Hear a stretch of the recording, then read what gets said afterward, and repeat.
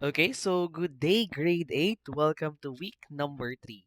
Okay, so I hope that by now you already know how to construct and interpret distance time graph and velocity time graphs.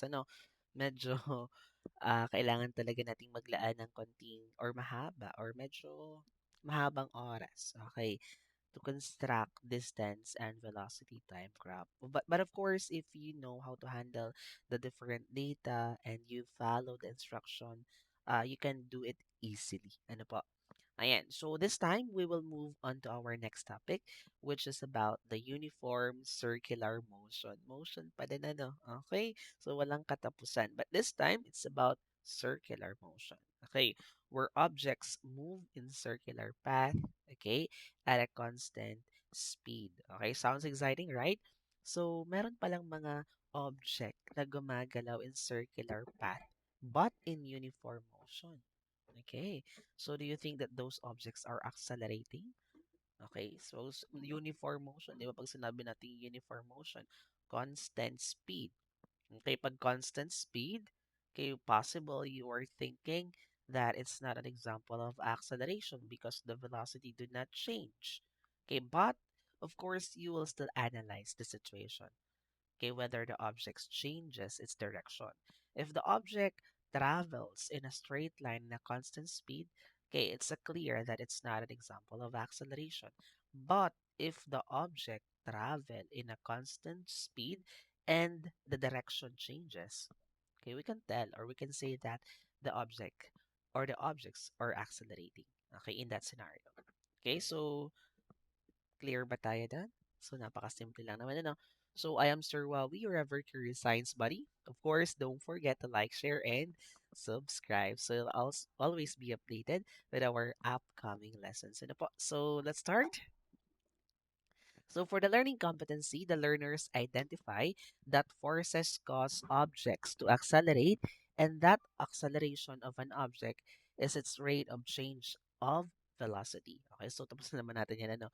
So second, the learners observe and describe examples of accelerating objects in school and in local community, including objects that show uniform circular motion. So we are focusing now on uniform circular motion. So for the learning objectives, the learners will be able to explain when an object in motion is accelerating, identify real-life scenarios of examples that exhibit uniform circular motion. So madami naman yan, ano. Describe uniform circular motion. What is that? Define tangential velocity, centripetal acceleration, and centripetal force. Ano?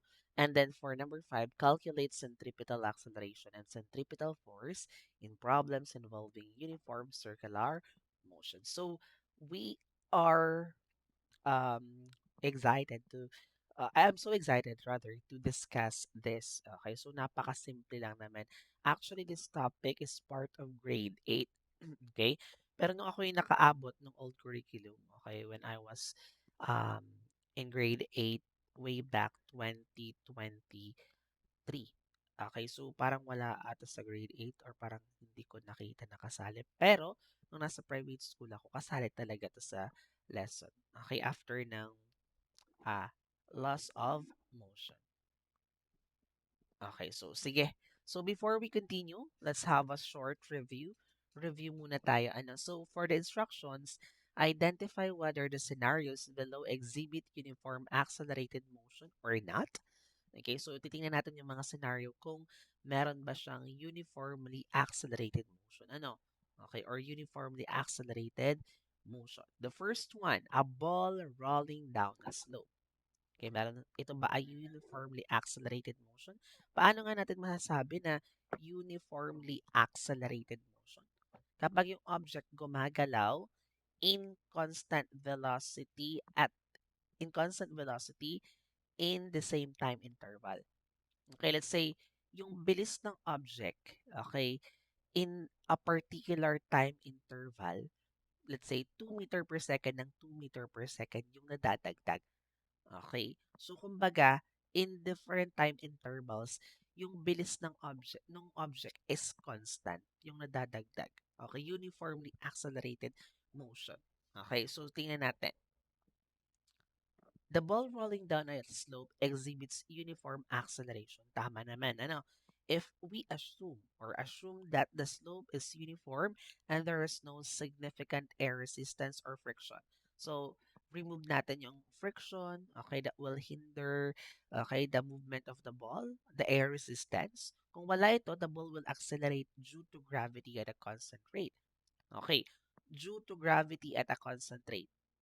Yung paggalaw ng objects, kung wala yung friction, wala yung air resistance, constant. Kano ba yung ating acceleration due to gravity? It's 9.8 meter per second squared. Okay, so constant. Okay, kahit saang part yun, yung tulak ng gravity or force is the same. Okay? Kung wala yung friction at air resistance. Pero kung meron yan, syempre, it will change. Ano, hindi yun though it's acceleration pa din, pero we cannot say that it's uniform. Ano? Pag nandun. Pwede natin siyang ilagay sa non-uniform. Next, a skydiver jumping out of a plane. Okay, so, ang daming factors na pwedeng um, makahinder dun sa uniform motion or accelerated motion ng skydiver. The first one is the air resistance. Yung air resistance kasi, pwede siyang, ano, pwede siyang pabagalin. Okay, yung bagsak. Pero let's say, tanggalin natin yung air resistance na pwedeng maghinder pababa. Okay, dun sa skydiver.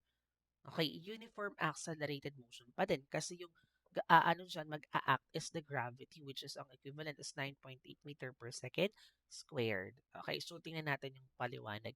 Initially, this scenario can exhibit uniformly accelerated motion when the skydiver jumps out of the plane and accelerates downward due to gravity. However, okay, may however yon. Once air resistance builds up, kung merong air resistance, the acceleration will decrease until terminal velocity is reached. Okay. So, may air resistance, papabagalin. So, from mabilis, naging mabagal. So, hindi siya uniform. Acceleration pa din, yes. Pero hindi uniform. Okay. So, next. A car slows down and increases speed again. Okay, so napakalinaw naman ano. From mabagal, bumilis daw. Okay, acceleration, yes, pero hindi siya uniform. So sabi dyan, the car in the situation is not uniformly accelerating. Kasi from mabagal, bumilis. Okay, since it slowed down and increased its speed again, the instance that the car decelerated and accelerated means no uniform acceleration. Nung mabagal siya, deceleration yon or negative acceleration. Nung bumili siya, okay, it's acceleration or positive acceleration. Okay, nung nagbago, hindi siya uniform. Okay, ano, so sige. Next, a bicycle engages its brakes and steadily slows down.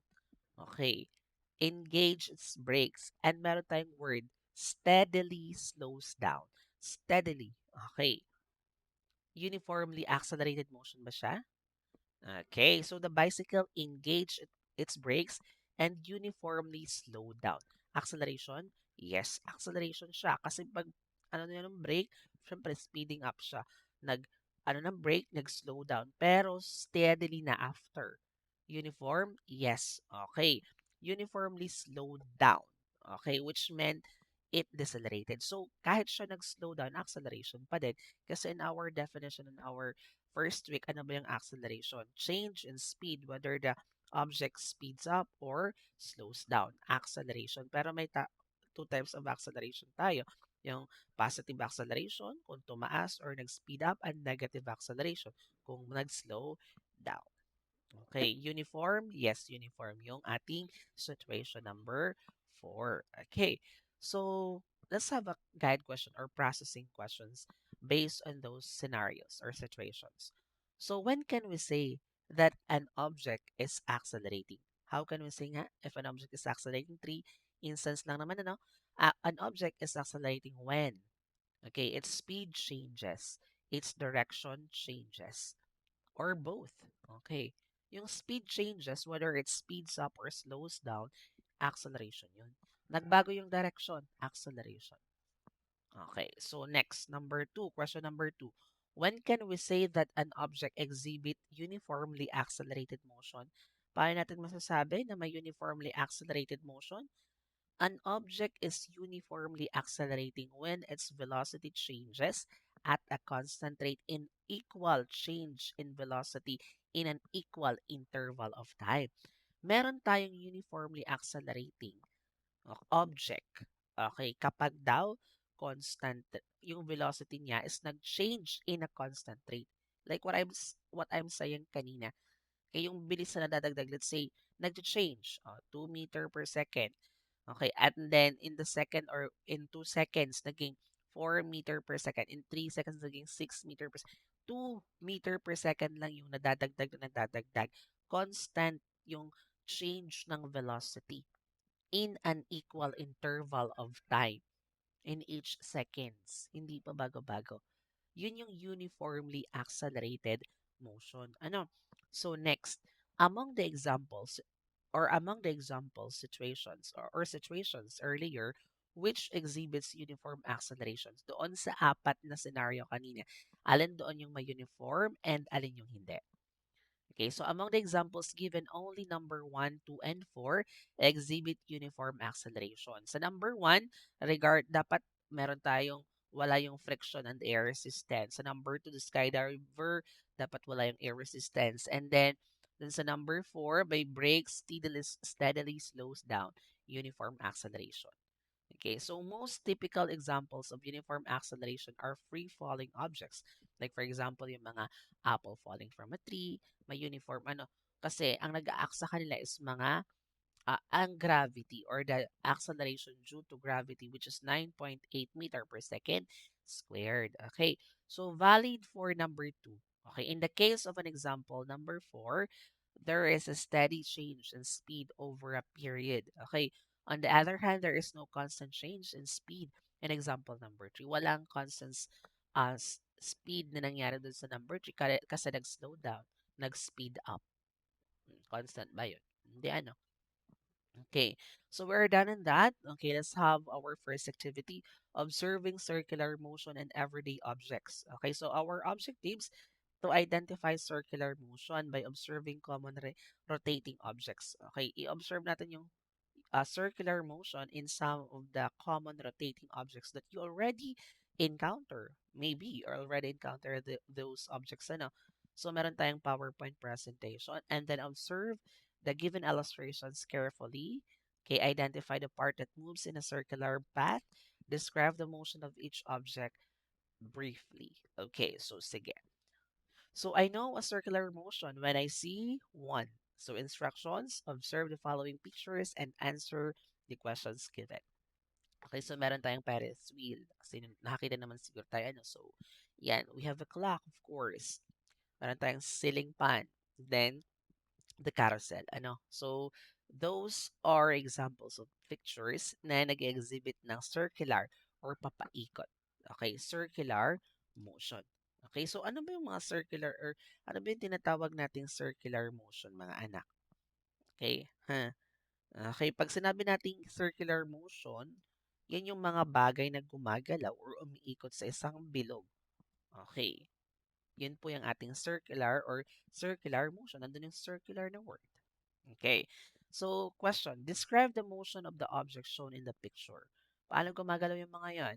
Okay, the objects or events in the picture all exhibit circular motion. Wala doong pa-zigzag, pa-diagonal, vertical. Okay, lahat ay pa-circular.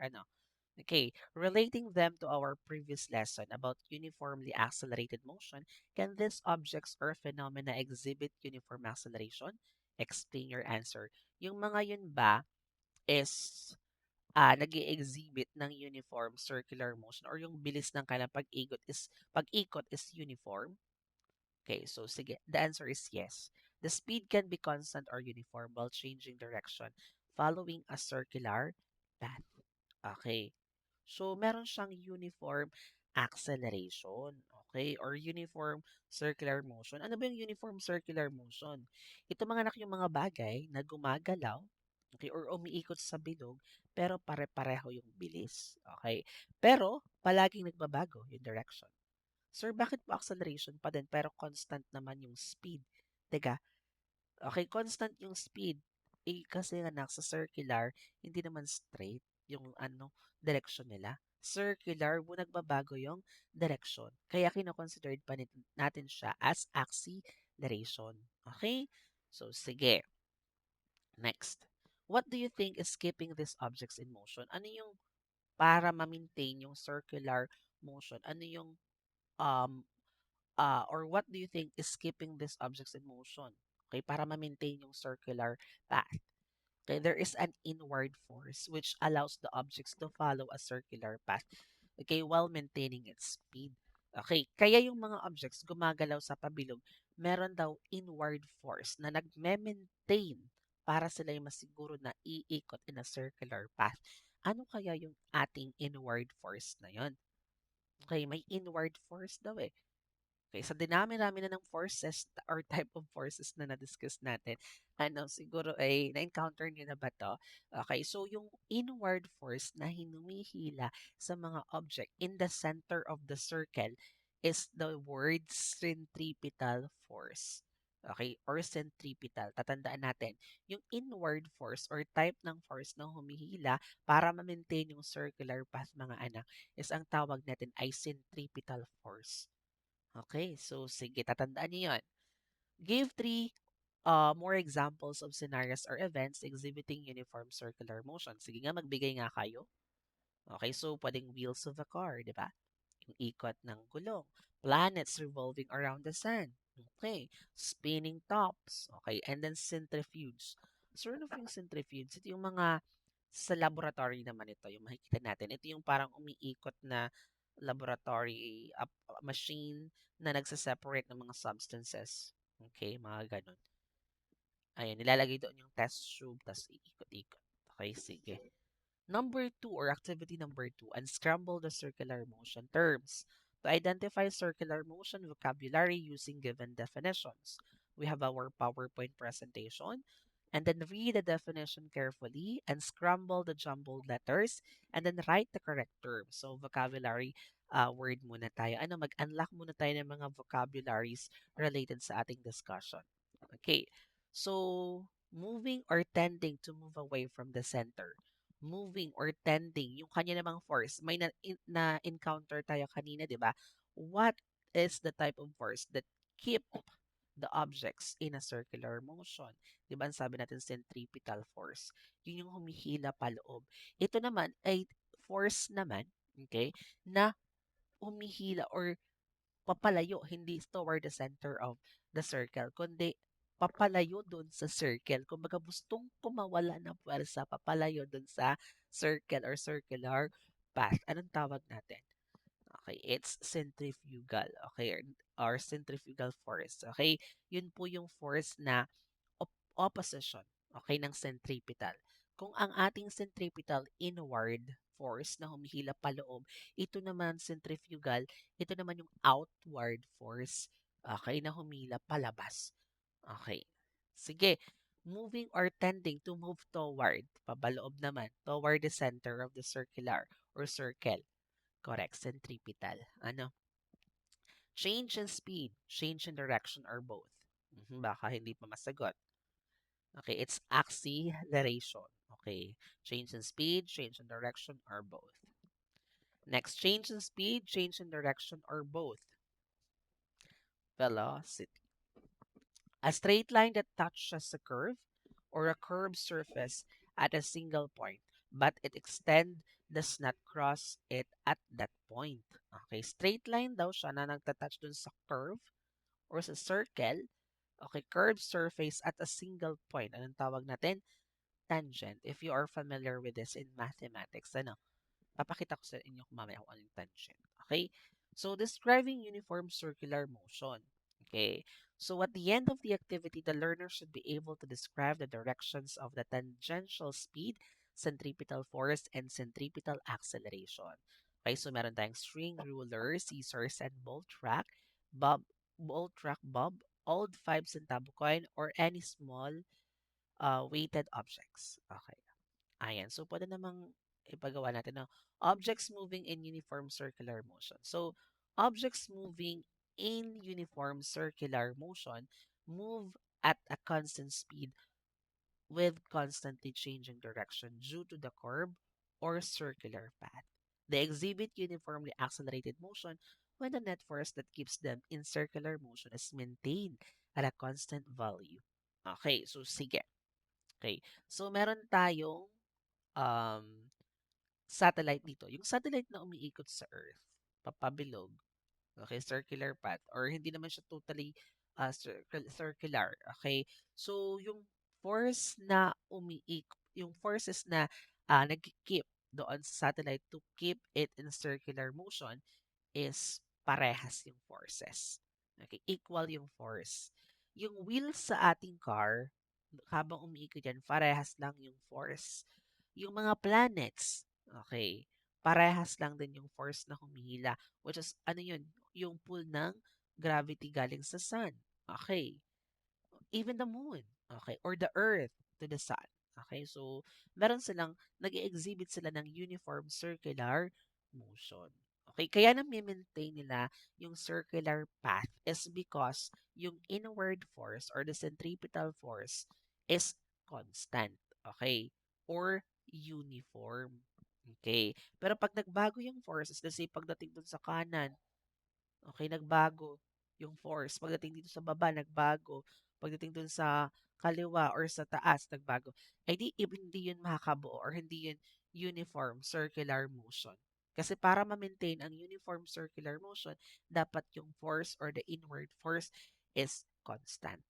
Okay, tatandaan natin. Next.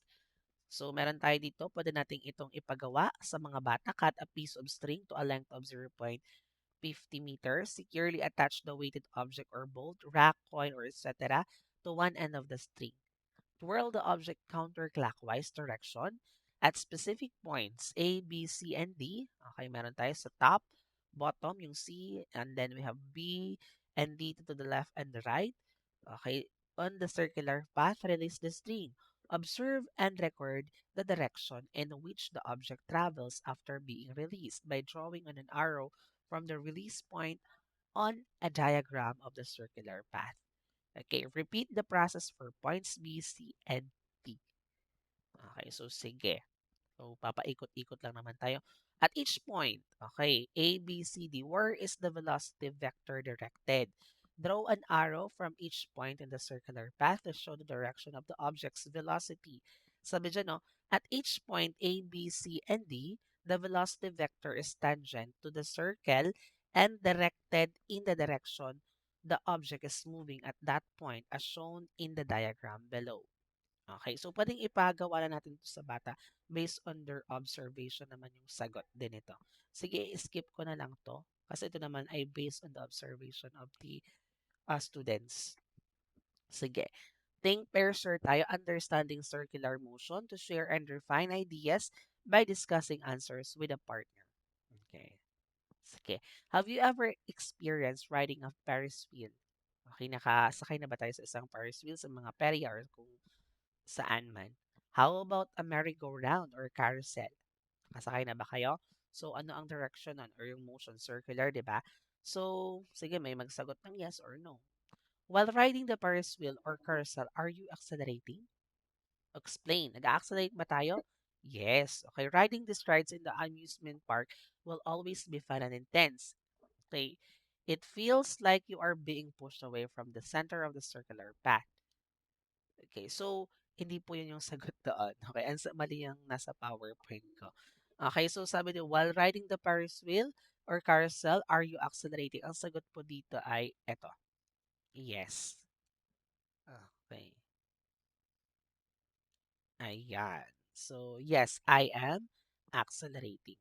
Okay, I am accelerating due to the changes in direction. Thus, the motion is circular, not straight. Okay, so nag-accelerate din tayo. Though constant yung ikot niya or yung motion, okay, nag-accelerate pa din tayo kasi nagbabago yung direction. Okay, kung yun ay straight path, hindi yun acceleration. Okay? Okay, so let's continue. Actually, na-edit ko na tong PowerPoint kagabi. Okay, kasi may nakita akong ano din sa problem solving. So, hindi ko pala na-save. Ayan. So, anyway, Sige. Next, we have video analysis, circular motion. So, meron kayong munang papanooring video before tayo mag-proceed. So, yung link naman ay nandito. So, pwede nyo panoorin. Ano, to understand circular motion concept through video observations. Ayan po yung link. Ano? So, describe uniform circular motion based on the video. Okay, so uniform circular motion, it refers the motion of an object traveling at a constant speed along circular path. Even though the speed is constant, okay, it's still acceleration because the direction of the velocity or vector is continually changing, meaning the object is accelerating. Okay, tatandaan natin ano. So, kahit siya din ay uniform, okay, or constant speed, okay, nagbabago naman yung kanyang direction. Okay, what is centripetal force? Okay, like what we have encountered in unlocking vocabulary. So, pag sinabi nating centripetal force is the net force that acts on the object to keep it moving along circular path. Yun yung inward force that keeps the object to move a circular path. Without this force, naku, hindi tayo maka-form ng circular motion. Ano? So, this force is always directed kasi this force is always directed towards the center of the circle. Okay. So, define centripetal acceleration. Okay, baka malito. Ito ay centripetal force, the force that keeps the object moving in a circular path. Ito naman, centripetal acceleration. Pag sinabi nating centripetal acceleration, okay, the acceleration experienced by an object moving in a circular path directed towards the center of the circle. Ito naman yung acceleration na na-experience, okay, nung object in a circular motion. Yun yung movement or changes of velocity or speed in a circular motion. Okay, next. Describe tangential velocity. Okay, so ano ba yung tinatawag nating tangential velocity? At tangential velocity, it refers the speed of an object moving in circular motion. It is called tangential because the object's direction of motion is always tangent to the circular path. Meron ako ditong in-insert actually yung video kagabi. Pero, hindi nga nag-save kasi hindi ko alam. So, magbibigay ako ng example ng tangential. Okay. Actually, na-encounter niyo na yan kanina. This one, this circle. Ayan. So, ang ibig sabihin ng tangential, okay, space natin dito para mas clear din or makita. Okay, wait lang. Ang ibig sabihin ng tangential, mga anak, okay, yun yung line dun sa bawat point, pero hindi siya nagme-met or nag-intersect dito sa may gitna. So, lagyan natin ng line. Sa math ay ganun yan eh. Okay.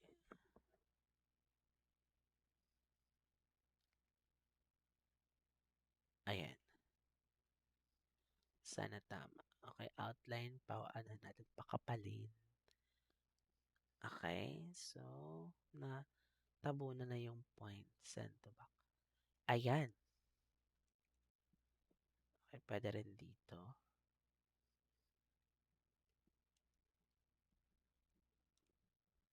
Pwede rin dyan. Tangent. Familiar mga anak sa math.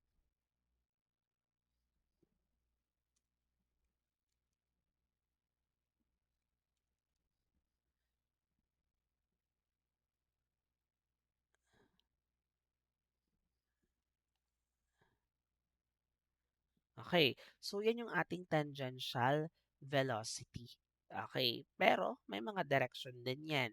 Okay, sa top, bottom, left, or right. Okay, and then yung ating tangential or tangent mga anak, pag meron tayo, naglagay tayo dito ng center at naka-form tayo ng radius. Okay, for example, nakaka-form siya ng perpendicular line or perpendicular or 90 degrees. Okay, so let's say mag-insert tayo ng icon. This is the center.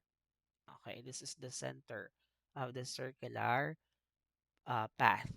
Okay, pwede siyang makakreate ng um, 90 degrees. Okay, with, uh, baka hindi na ako makakreate.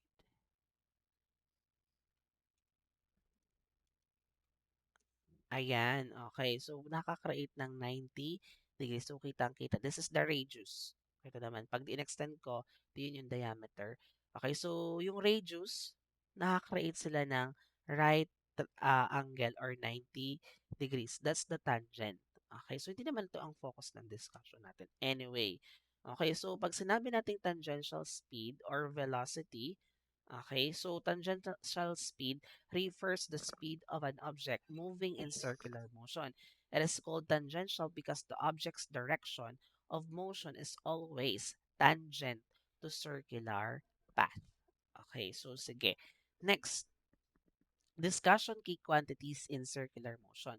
To explain tangential speed, centripetal acceleration, and centripetal forces. Okay, so listen to the discussion carefully. Take notes on each concept. Participate by answering questions.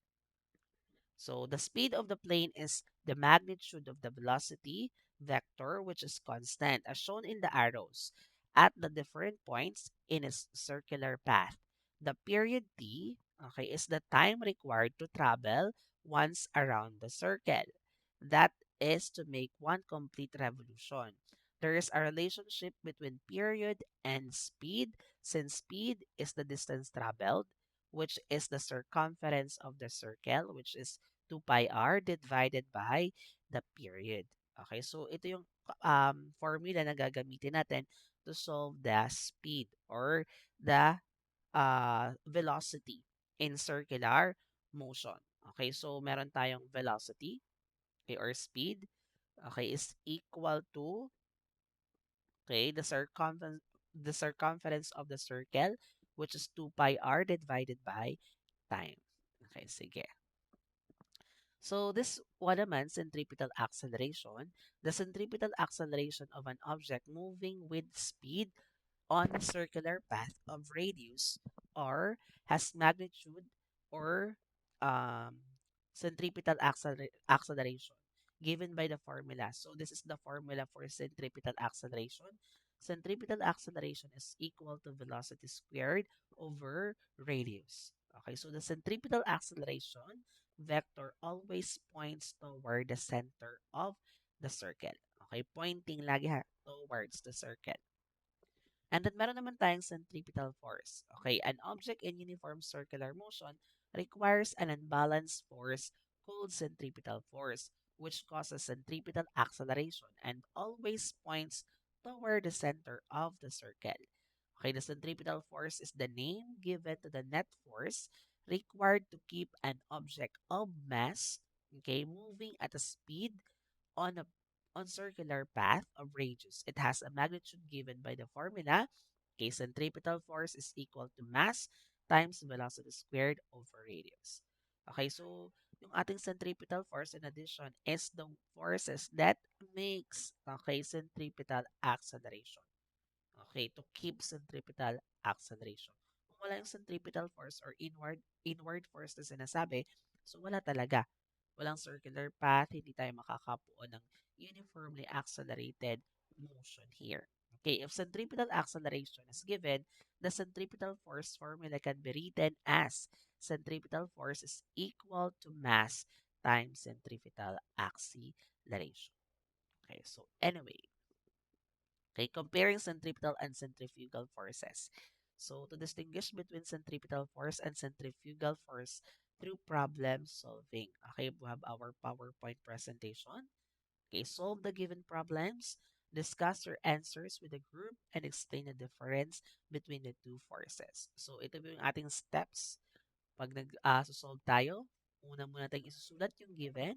Siyempre, sunod is yung required. Titingnan natin ano ba yung hinahanap sa problem. What is the required variable? Ano? And then, the third one, write the formula. Ano yung formula? Meron tayong 3 formulas na na-encounter doon or 4 pa nga kasi nag-iiba yung formula ng centripetal force, especially sa given. Okay, titingnan natin yung given. Next, solution. Substitute the given values into the formula and solve step by step. And then, of course, don't forget to write the final answer with the correct unit. Okay, correct unit. Ano nga po ang unit pag force is Newton. Tatandaan. Hindi na tayo magbabalik. Ano, force is Newton. Grade 7 pa yan. Ano? So, ito yung ating problem. A jeepney has a mass of 8,000 kilogram and moves at a constant speed along a rotunda with a radius of curvature of 17 meter. Compute for its centripetal force and acceleration if it turns at A, 36 kilometer per hour and B, 54 kilometer per hour. So medyo mahirap yung problem number 1 natin, mga anak, kasi all you have to do first is to convert 36 kilometer per hour and 54 kilometer per hour to meter per second. Kasi ang ating unit or standard unit ng velocity is meter per second. So, madali lang naman sa conversion. Ano? So, these are the given. So, we have 8,000 kilogram, the mass of the jeepney. And then, yung radius naman niya, okay, doon sa rotonda, pagpa-rotonda, pabilog, is 17 meter. Okay, and then, we have A, yung ating velocity ng ating velocity is 36 kilometer per hour. And then sa B is 54 kilometer per hour. Okay, ang sabi dyan, ang required, find the centripetal force, okay, at 36 kilometer per hour and be 54 kilometer per hour. Okay, so ito yung ating formula, ano. Okay, so ito yung ating formula. So centripetal acceleration is equal to velocity squared over radius, and centripetal force is equal to mass times acceleration or centripetal acceleration. So bakit yan po ang formula ng centripetal force? Kasi pag nakakuha natin yung centripetal force in the first solution, yun na po yung gagamitin natin given na. Pero kung hindi given yung ating centripetal acceleration, ito yung gagamitin nating formula. Okay, so centripetal force is equal to mass, okay, times velocity squared over radius. Kung hindi given sa centripetal force.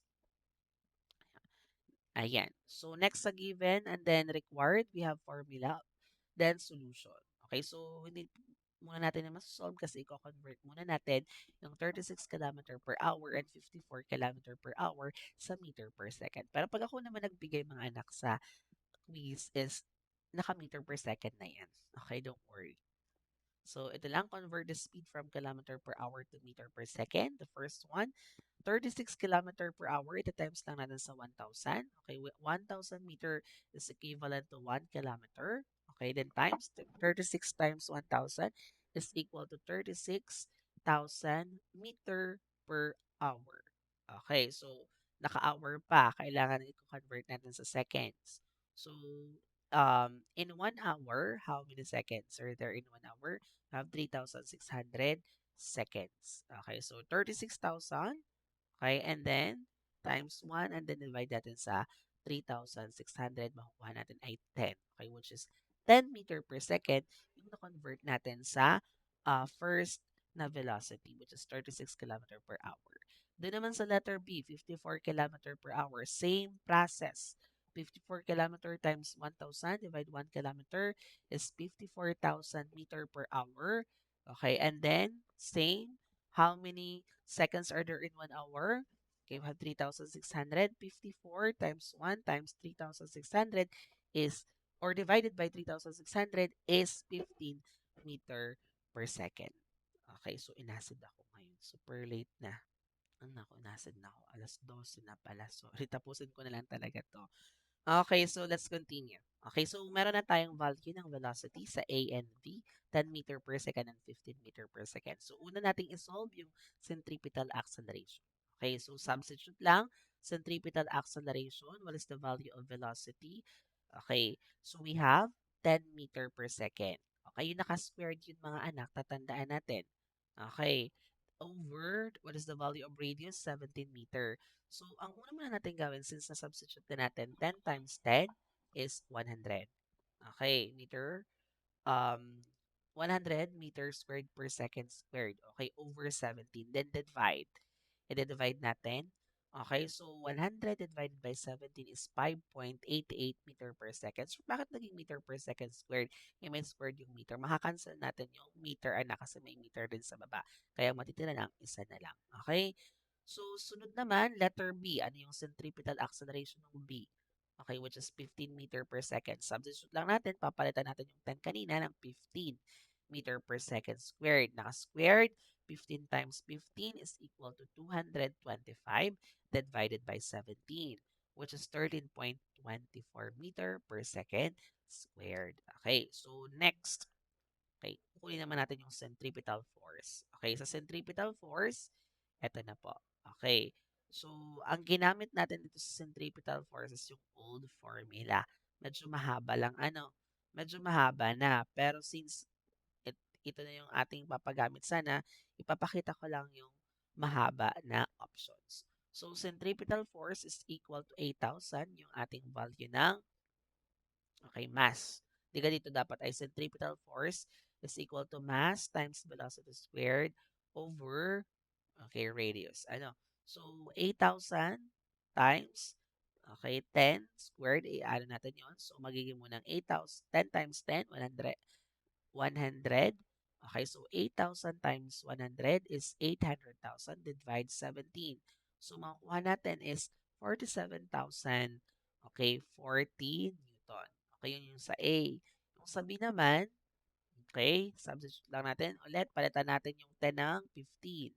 So, 8,000 times 15 squared. So, 15 times 15, 225.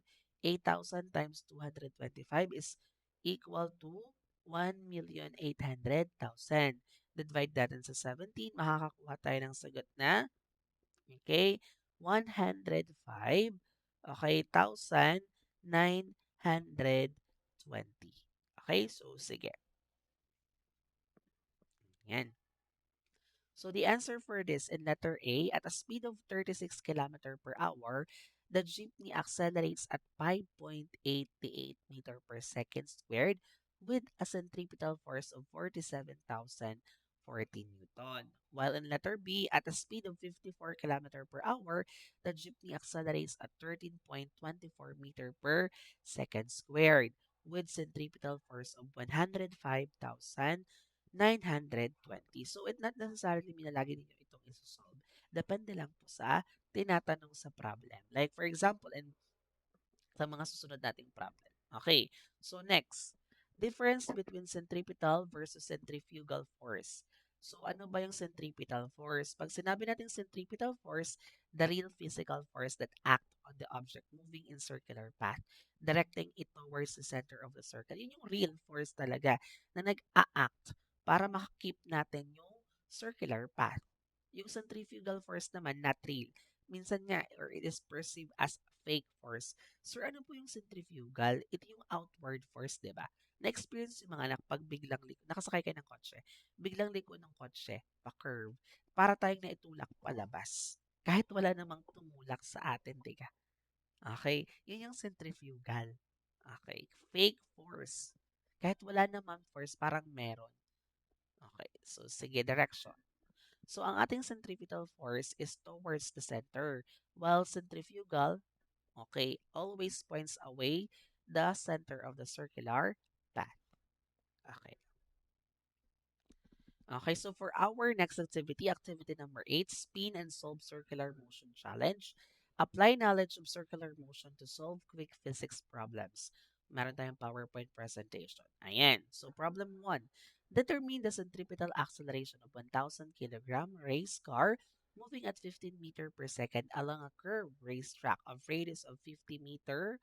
Okay, calculate the centripetal acceleration when the radius is 100 meter. So, napakadali kasi ang tinatanong lang dito, centripetal acceleration. Wala nang centripetal force. Okay? Sige. So, this will be the solution. So, given muna, susulat natin 1,000 kilogram. Then, velocity is 15 meter per second. The radius is 50 meter. And we have another radius for 100 meter. So, required natin ay centripetal acceleration. So, gagamit tayo ng formula na centripetal acceleration is equal to velocity squared over radius. Okay, so this will be the solution for letter A. Okay, unahin muna natin yung 50 meter, uh, what do you call this? 50-meter radius.